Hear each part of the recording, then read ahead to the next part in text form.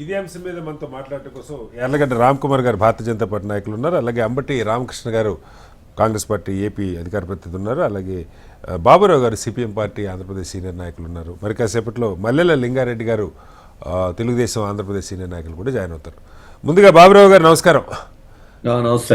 బాబురావు గారు, అంటే వామపక్ష పార్టీలు అంటేనే సహజంగా పేదలు, రైతులు, కార్మికులు వీళ్ళ పక్షాన పోరాడతారన్నది మీకు ఓట్లు రావచ్చు రాకపోవచ్చు వేరే విషయం, కానీ వాళ్ళ హక్కుల కోసం కార్మిక సంఘాలు ఇది అందరికీ తెలిసినటువంటి విషయం. ఇది ఒక మౌలికంగా గత 20 ఏళ్ళ నుంచి దేశంలో అమలు అవుతున్నటువంటి పథకం.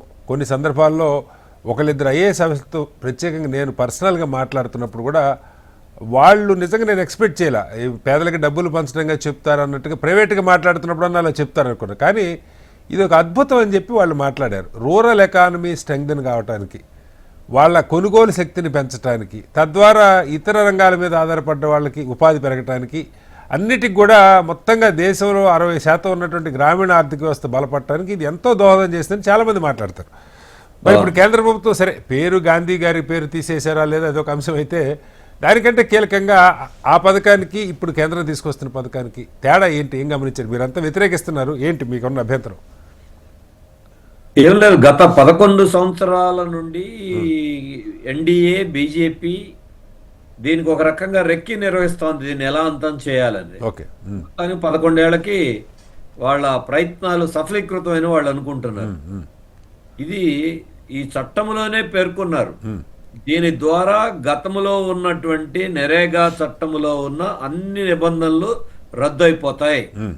ఇది సవరణలు కాదు, ఇది సమూలంగా నాశనం చేయటమే దాన్ని. అలాగే ఇవాళ పేరు మార్పు అనేది ఒక అంశం, అంటే పేరును కూడా వాళ్ళు వదిలిపెట్టట్లేదు అని చెప్పడానికి. కానీ దానికంటే ముఖ్యమైనది దాని స్ఫూర్తిని దెబ్బతీశారు, దాన్ని నిర్వీర్యం చేయటమే కాదు దాని మీద దాడి చేశారు. ఇప్పటి వరకు పార్టీలు పథకాలు పెట్టుకోవటం రకరకాలు ఉంటాయి, కానీ ఏ ప్రభుత్వాలు మారినా మౌలికమైనటువంటి చట్టాలని గౌరవించడం, వాటిని కొనసాగించడం, మరింత అభివృద్ధి చేయడం జరుగుతూ ఉంది. కానీ ఇవాళ ఈ చట్టం రావడానికి నేపథ్యం ఏంటి? అప్పుడు ఉన్నటువంటి ఎన్డీఏ ప్రభుత్వం 2004లో ఓడిపోయి కాంగ్రెస్ కి అధికారం మెజారిటీ లేకపోయినప్పుడు సిపిఎం నాయకత్వంలో 62 మంది వామపక్షాల ఎంపీలు పార్లమెంట్ లో ఉండి వారి మద్దతు ఉంటేనే, వామపక్షాల మద్దతుతోనే యూపీఏ ఏర్పడింది. దాంతో అప్పుడు సిపిఎం మిగతా వామపక్షాలు అనేకం అందులో చేరకుండానే కొన్ని కామన్ మినిమం ప్రోగ్రామ్ రూపొందించాలి, దేశంలో ప్రజలకి సామాన్యులకు ఉపయోగపడేది. అందులో ముఖ్యమైనది ఈ గ్రామీణ ఉపాధి హామీ పథకం అనేది ఉండాలని వామపక్షాలు కూడా పట్టుబట్టి యూపీ ఒక కామన్ మినిమం ప్రోగ్రామ్. ఇది మీరు ఇందాక చెప్పినట్లుగా ఒక పథకమే కాదు, రాజ్యాంగంలో ఉన్న స్ఫూర్తిని జీవించే హక్కు. సుప్రీంకోర్టు ఏం చెప్పింది? జీవించే హక్కు అంటే ఉపాధి ఉంటే జీవిస్తారు. కాబట్టి జీవించే హక్కు అంటే ఉపాధి కల్పించడం కూడా హక్కు. ఆ హక్కుని చట్టబద్ధం చేసినటువంటిది ఇది. ఇప్పుడు కొత్త పథకం ద్వారా ఈ పథకాన్నే, ఈ హక్కునే లేకుండా చేస్తా ఉన్నారు. అలాగే ఇంకొక విధంగా చెప్పాలంటే ఇది సర్వజనీయం, యూనివర్సల్ పథకం. ఇది ఈ కులం లేదు, మతం లేదు, ఆడవాడు లేదు, మగవాడు లేదు. దేశంలో ఉన్న గ్రామీణ పేదలు అందరూ ఇందులో పొందే అవకాశం ఉంది. ప్రయోజనం ఏదైతే గ్రామీణ ఆర్థిక వ్యవస్థ చిన్నాభిన్నమయ్యి సంక్షోభంలో ఉంది, కొట్టుమిట్టాడుతూ వలసలు వెళ్ళిపోతున్న ఈ దశలో కొంతలో కొంతైనా వాళ్ళకి ఒక అవకాశాన్ని కల్పించినటువంటిది గ్రామీణ ఉపాధి పథకం. అలాగే గ్రామీణ ఆర్థిక వ్యవస్థని కొంతలో కొంతైనా పటిష్టం చేసింది.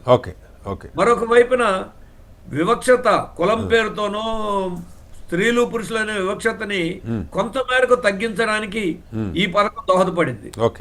ఈ రకాలుగా ఉపయోగపడిన హక్కుగా ఉన్న పథకాన్ని పూర్తిగా ఈరోజు తొలగించడం అనేది నష్టదాయకమే కాదు. ఇప్పుడు వారికి చెప్పచ్చు 125 రోజులు మేము దీన్ని పెంచుతున్నామని. ఇది ప్రజలను మోసగించడమే. 100 రోజులు పని ఇస్తామని చెప్పినటువంటి దాంట్లోనే సగటున వాళ్ళకి చూసుకుంటే దాదాపు 50 రోజులకే ఎక్కువ మందికి పని ఉంది. 100% 100 రోజులు అందరికీ పనిలేదు. అవును. దీనికి కారణం ఏమిటి? మోడీ ప్రభుత్వం బీజేపీ వచ్చిన తర్వాత 1,11,000 కోట్ల రూపాయలు ఉన్నటువంటి నరేగా బడ్జెట్ ని దాదాపు 86,000 కోట్ల రూపాయలు కోత పెట్టారు.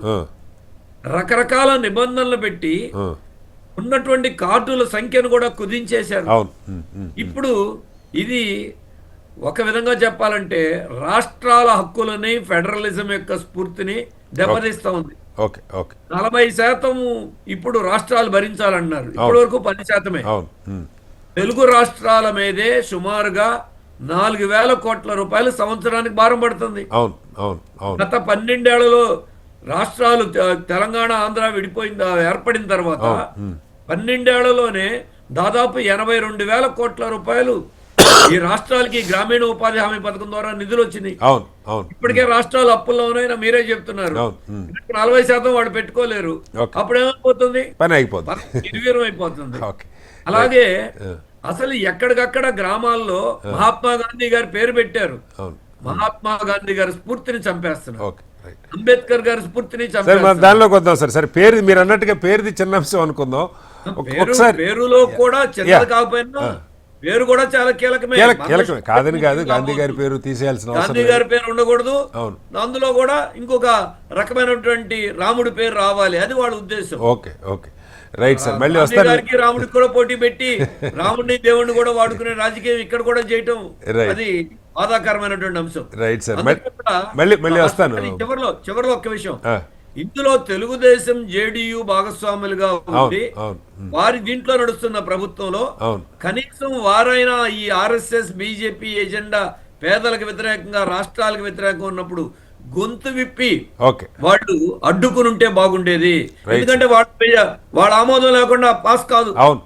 వైసీపీ ఎలాగో మాట్లాడుతుంది, బీజేపీకి తందాన అంటుంది. జనసేన, టీడీపీ, జేడీయూ దాని మీద కూడా లింగారెడ్డి గారు కూడా ఉన్నారు. రాష్ట్రాల హక్కులను హరించి వేసే ఈ చట్టాన్ని వారు బలపరచడం అనేది ఒక ప్రాంతీయ పార్టీలుగా ఎన్టీ రామారావు గారు పెట్టిన పార్టీగా ఉంటున్న టీడీపీ దాన్ని బలపరచడం అంటే ఆత్మహత్యా సదృశ్యం.